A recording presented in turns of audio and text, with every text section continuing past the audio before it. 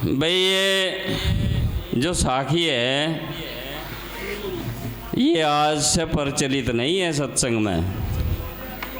इस साखी का प्रचलन जब से सत्संग शुरू हुआ होगा तब से ये प्रचलन है। इसमें बहुत ही खास बात है। अरे चुप हो जाओ, नहीं तो भाई हम माइक रखे अपना बैठे, हमें जरूरत नहीं है। जय हो। और जिसे ज़्यादा ज्ञान हो रहा भाई वो बोल लो आगे।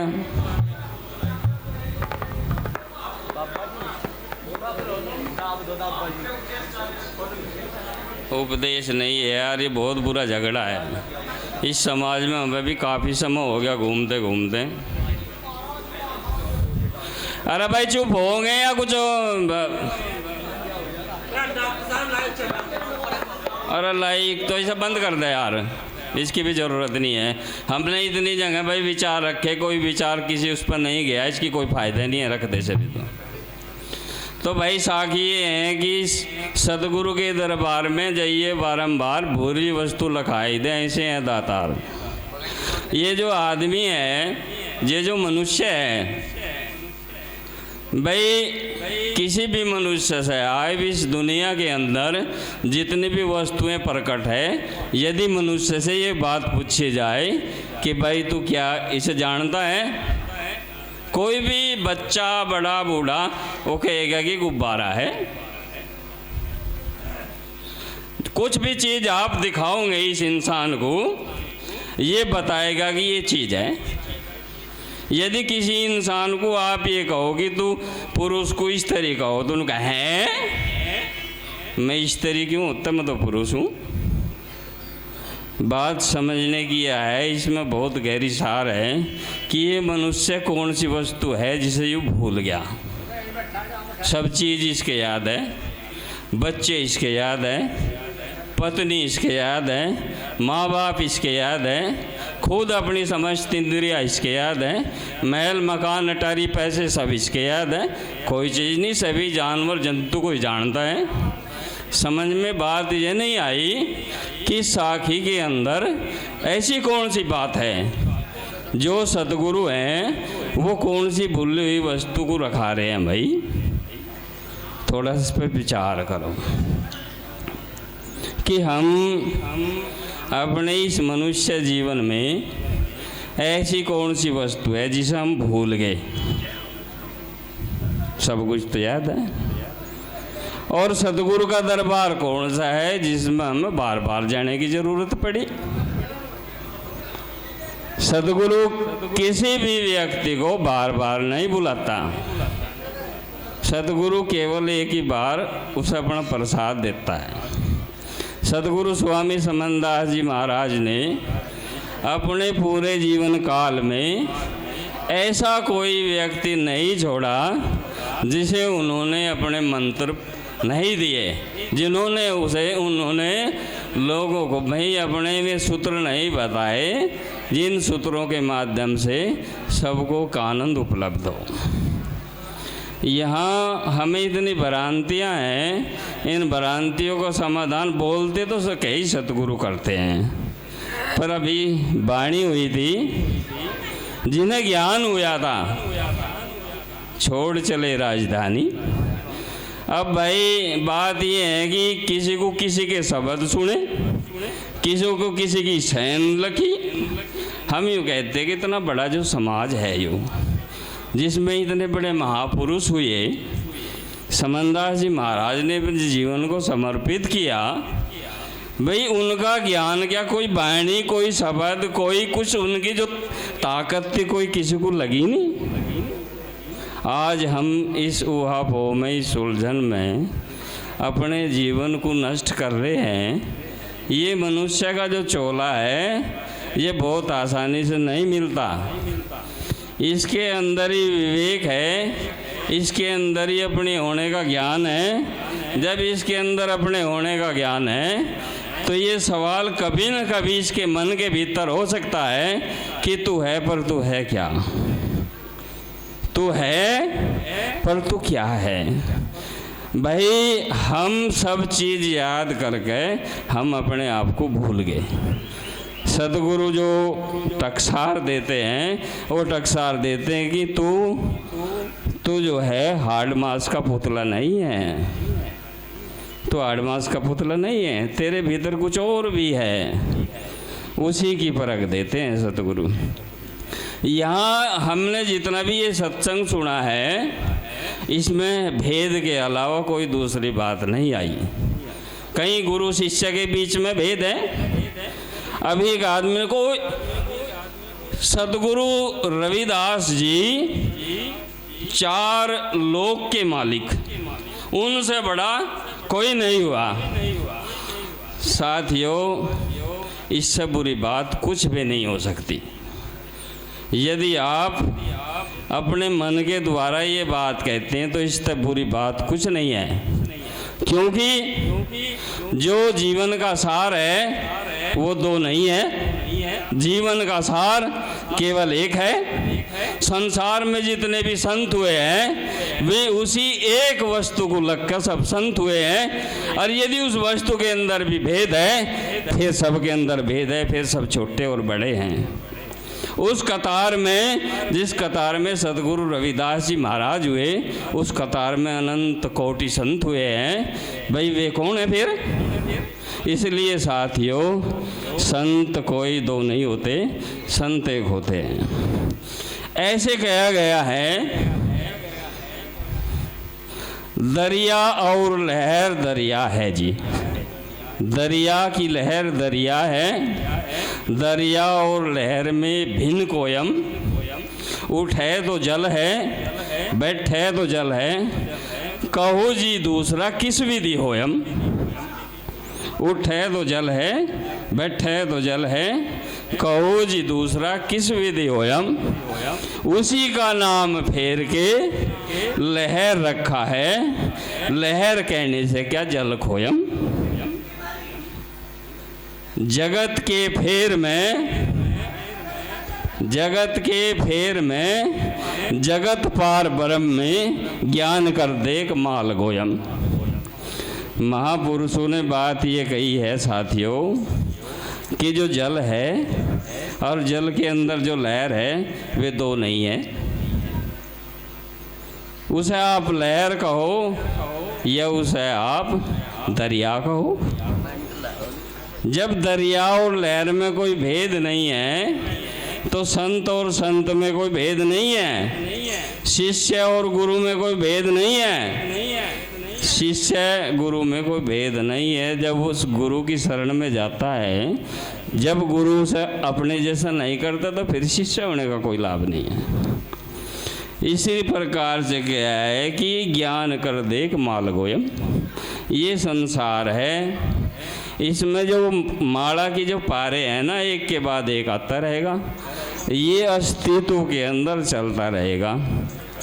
इसलिए साथियों, जिन महापुरुषों का नाम लेकर हमने ये इतना बड़ा आयोजन किया है, उन महापुरुषों को विचार को बिल्कुल बहुत गहराई तक समझना चाहिए।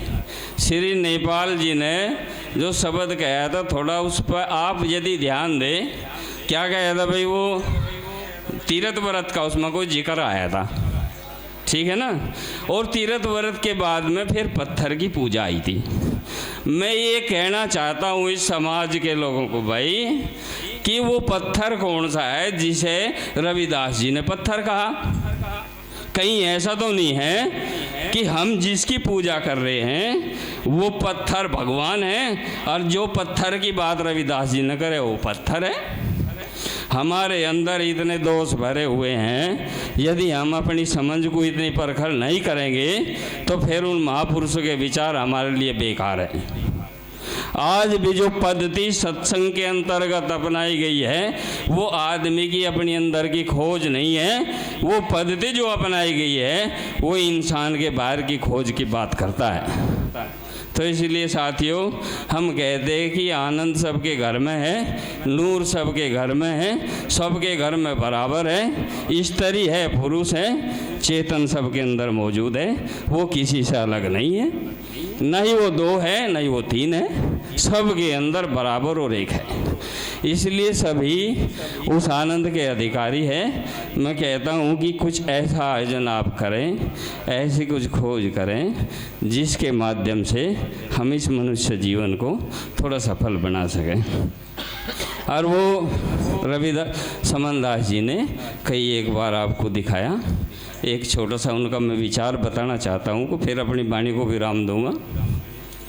भाई होशंगपुर में सत्संग था। उस सत्संग में भाई मैं भी गया था। मेरे पास एक 500 का नोट था। 500 का नोट मैंने कहा गुरुजी 500 का नोट खोल दो। उसने कहा मेरे पे नहीं है। वो उनका एक अपने शिष्य को भाई किसी भी तरह से वो करेंगे। हमने कहा गुरुजी ऐसा ना करो। कहने लगा मैंने तुझे बता दिया, तू जाया नहीं जाता मारू रपेटा। 500 रुपये है नहीं मेरे पे। अब मैंने गुरुजी को एक बात कह दी, गुरुजी जिस थैली में आपके पैसे थे वह थैली गायब है। जब वह थैली गायब होगी, गुरुजी लेट रहे थे, वे बैठ गए। कहने लगे मेरी थैली कहाँ है, मेरे पैसे कहाँ हैं। अब जो पैसे का रखवाड़ा था उससे ही तो पूछते। मैंने कहा गुरुजी आप तो हमारे गुरु हैं, आप सम्मानित हैं, इस ब्रह्मांड में आपकी बहुत ख्याति है, पर जब कोई सेवक आपकी शरण में आवे कम से कम आप उसे इतना झिड़का भी ना दो। कहने लगे मैं नहीं बोलता। भाई वे चारपाई पे लेट के बेहोश हो गए। उनकी होश का मुझे नहीं पता वो 10 घंटे में टूटी या वो अगले दिन टूटी, मगर वे बेहोश नहीं थे, वो उनकी सहन है। हम इस जगत के मोह बंधन को छोड़कर एकांतवास में अपने भीतर प्रवेश करें और अपने भीतर ठहर के कुछ समय उसमें व्यतीत करें। वे जिस आनंद को उन्होंने लिया वो देना सब कुछ है, मगर हमारी आंखें इतनी कमज़ोर हैं कि हम उनकी सहन उनके जीते जी नहीं परख पाए। मगर आपके पास अवसर है। ऐसा कोई आदमी नहीं है जो ये नहीं जानता कि मैं भीतर से क्या हूँ। भले ही वो इस जगत को देखकर बाहर कुछ दिखावा करता हो, पर ऐसा तो नहीं है कि कोई नहीं जानता, सब जानते हैं। यदि मुझे परमात्मा की उपलब्धि नहीं हुई तो मुझे उसका भी पता है। जो हम बात सुनते हैं महापुरुषों की, यदि ऐसा हमारे अंदर नहीं हुआ तो इसका मतलब हमें उसका पता नहीं चला। तो हम इसे स्वीकार नहीं करते कि हम अंदर से खाली है। हम इसे स्वीकार नहीं करते। ये जो थोथा ज्ञान है जिसे हमने किसी से सुन लिया, जिसको हमने किसी किताब से पढ़ लिया, ये जो थोथा ज्ञान है ये एक भ्रम पैदा करता है ज्ञान होने का। मगर आप इस चीज़ को मत भूलना, इस ज्ञान के पीछे एक बहुत बड़ी चीज़ खड़ी है। जौन सा हमें झूठा ज्ञान है, इस ज्ञान के पीछे एक बहुत बड़ी चीज़ खड़ी है, वो आपकी मृत्यु है। वो आपसे टलेगी नहीं। और सत्संग जो है वो मृत्यु को टालने का साधन है। इससे सत्संग में रहकर आप मृत्यु से बच सकते हैं, परंतु बचोगे कैसे जब तक हम इस झूठे ज्ञान का परित्याग नहीं करने के। क्योंकि ज्ञान दो तरह से पैदा होता है, एक बुद्धि के द्वारा, एक हमारे ध्यान के द्वारा। बुद्धि के द्वारा जो ज्ञान होता है उसको ज्ञान नहीं कहते, क्योंकि वो एक हमारी स्मृति मात्र है। किसी चीज़ को पढ़ लिया वो उसके अंदर चली गई। ये ज्ञान जो बुद्धि के द्वारा अर्जित किया जाता है, एक छोटी सी नींद आपके इस ज्ञान को छीन लेती है।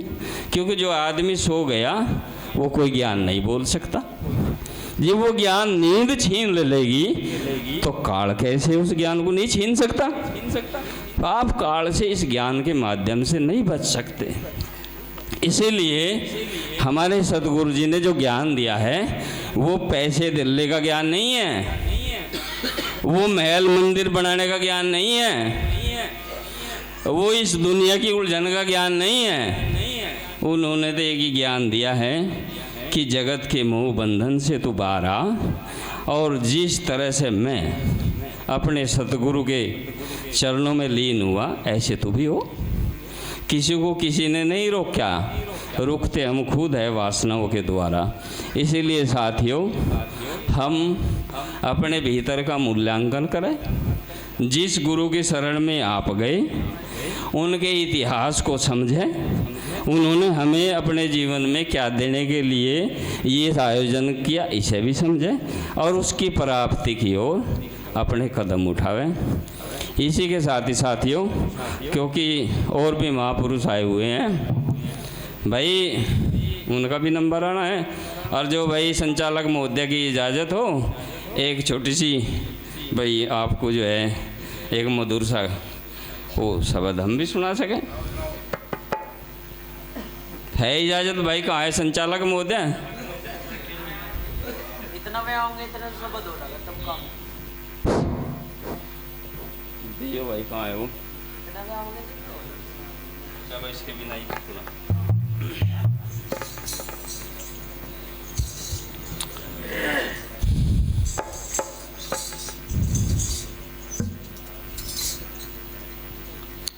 एक साखी है, लड्डू लावण पाल सी पूजा चढ़ी अपार, पूजा तो पुजारी ले गया मूरत के मुख छार। इस बात को थोड़ा सा समझ लो भाई, कि जिस तस्वीर के आगे आप पूजा चढ़ाते हैं, जिस तस्वीर के आगे आप पूजा चढ़ाते हैं, उसका जो पुजारी है वो ले जाता है उसे, और जो मूर्ति जिस पर तुमने चढ़ाई उसके मुख में कुछ नहीं जाता। थोड़ा सा ध्यान दे। चलो भाई बजाओ।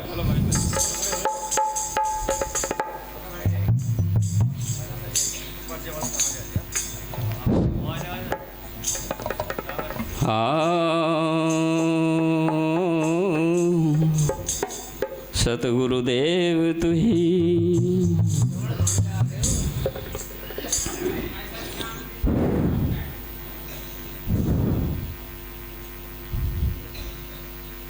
आपने साकी कही के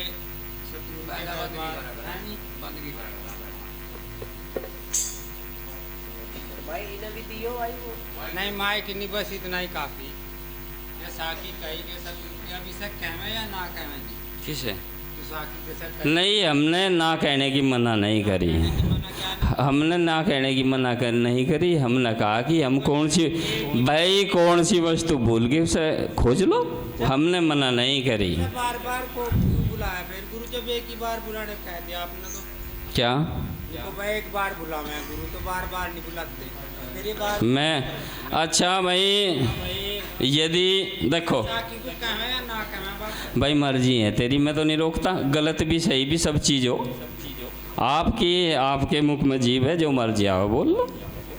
मैं ज्ञानी है, मैं तो बार बार आवे नहीं तो कहा गया, जिन्हें ज्ञान में जावे नहीं आने का। ये तो क्या परंपरा तो चला। अरे भाई ये जीवन है, मेरी बात सुनो। देखो ऐसा है भाई, आपको हो सकता है मेरी बात बुरी लग ली, उसके लिए मैं माफ़ी चाहता हूँ। आजा भाई, उसके लिए तो मैं माफ़ी चाहता हूँ। मगर एक बात है, देखो एक छोटी सी बात है, बाणी तो नहीं बोलने के कोई बात नहीं भाई। आज मुझे भूख लगी, देखो थोड़ा सा समझ लो इसे, मैं ज़बरदस्ती नहीं करता, मैं ये भी नहीं कहता मेरी बात सच है। आज मुझे भूख लगी, जब मुझे भूख लगी मैंने भोजन खाया। मैं आपसे एक बात पूछना चाहता हूँ कि भोजन मैंने अब खाया, भूख मेरी 10 दिन बाद शांत होगी? अच्छा बताओ आप, हमने खाना अब खाया, भूख 10 दिन बाद शांत होगी क्या? बताओ ने आप, तुरंत होगी ने?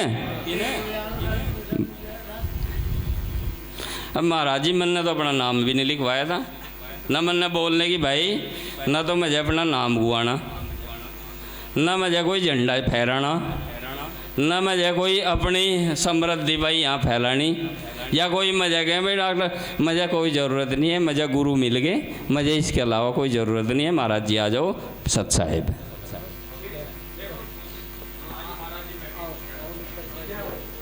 मास्टर जी 2 मिनट मित्र साहब आ जाओ, मित्र साहब जी आ जाओ। सभी को सतनाम। देखो हम ज़्यादातर सत्संग में ये देखेंगे लंबे चौड़े तर्क दिए जाते हैं। अभी भी बहुत बड़ा संचालक मोदी जी से आज्ञा चाहूँगा थोड़ा सा। देखो ये सत्संग केवल समंदासी नहीं सुनते और लोग भी सुनते हैं, वो भी देखते हैं ये काट छाट हमारे यहाँ किस तरह। तो या तो वाणियों का नंबर उनका दो जो व्याख्या करनी जानते हों, क्योंकि अभी तक आप यहाँ हम पूछ लेना अभी इनसे कि इस वाणी का अर्थ क्या है, तो आधे लोग 1/3 लोग नहीं बता पाएंगे। तो वाणियों की तो भरमार है, लोगों की गाने वालों की। तो या तो उनके साथ में वे हिंदी व्याख्या करें, भले ही एक साखी गाएं एक वाणी गाएं, लेकिन उसका हिंदी अर्थ भी करें। और लोग बड़ी बड़ी प्रतिक्रियाएं दें, बहुत अच्छे अच्छे विद्वान हैं हमारे समाज में, गुरुजी ने इतना ज्ञान दे दिया है कि वो सबको देने के लायक हैं, लेकिन वो भी सही स्पष्ट नहीं कर पाते। और बहस का विषय बनता है, बहस का विषय तो बनना ही नहीं चाहिए। ये गुरु का दरबार है, यहाँ तो हम सीखते ही हैं, सब सीखने के लिए ही आए हैं। उसके लिए उपदेश के लिए चौड़ाधारी महात्मा बैठे हुए हैं। या तो भाई चौड़ा पैरो उपदेश करो फिर समाज में, नहीं तो इस तरह की बहसबाजी करने से गलत संदेश जाता है, मेरा मानना है। फिर टिक्का टिप्पणी उठे उसका कोई अर्थ निकलता नहीं। महाराज जी आप भी थोड़े से हल्के रहा करो, बहुत ज़्यादा उत्पात ज़्यादा आप भी मचाते हो, थोड़ा सा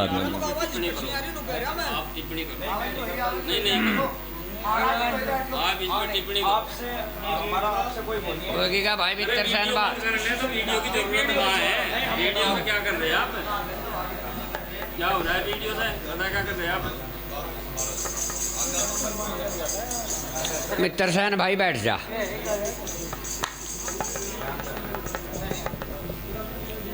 बैठ जाओ यार। भाई सतनाम जी, देखो एक बात है, सत्संग में यदि देखा जावे तो महात्माओं का काम है उपदेश करना, समझाना, और संगत का काम है उसे सुनना और समझना।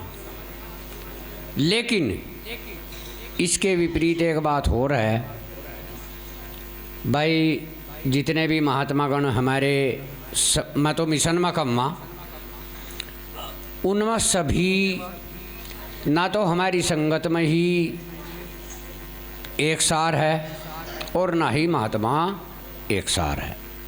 तो मित्र सहन भाई ये तो समाज है देखो, और हमें सभी को समझना भी और सहन भी करना, क्योंकि गुरु महाराज ने हमें इतनी बात सिखा दी कि भाई तुम सहनशील बनो।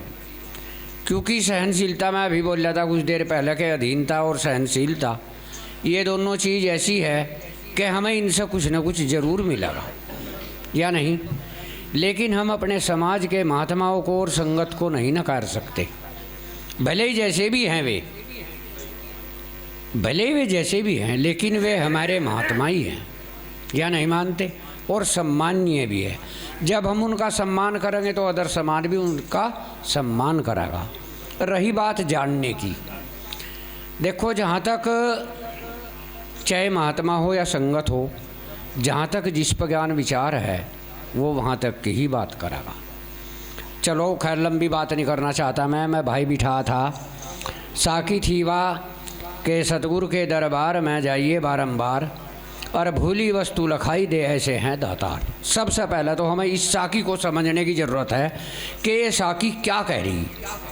सतगुरु के दरबार में जाइए बारंबार, ये इस मानव को उपदेश हो रहा कि तू उस मालिक के दरबार में बारंबार जाता रहो। भूली वस्तु लखाई दे, वह भूली वस्तु कौन सी है? वो भूली वस्तु है एक सत का रास्ता, सतमार्ग, इस जीव का कल्याण, वह है वो भूली वस्तु। भूली वस्तु लखाई दे ऐसे हैं दातार। सतगुरु दाता जो हैं, सतगुरु की जितनी भी उपाधि उनको दे दी जावे वो उतनी ही थोड़ी है। आई भाई बात समझ में? तो ये साकी बिल्कुल सत है और इसको बोल लो, ठीक। अब रही दूसरी बात, सतगुरु के बराबर मैं एक बात बताऊँगा, एक छोटा सा उदाहरण। मैं एक अध्यापक पद हुआ, क्योंकि अध्यापक का भी एक गुरु का ही दर्जा है। एक अध्यापक पता नहीं कितने बच्चों को वो पढ़ावे।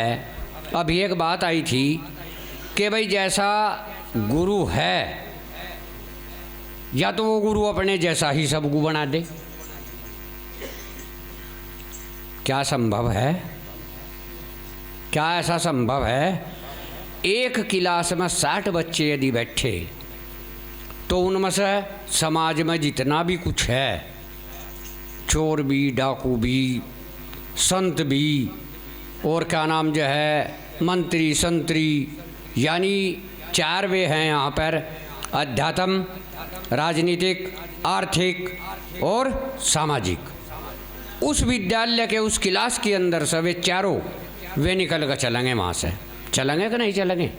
तो गुरु ने तो एक ज्ञान सबके लिए दिया, पूरी क्लास को दिया, लेकिन वे चारों क्षेत्रों में क्यों चले गए?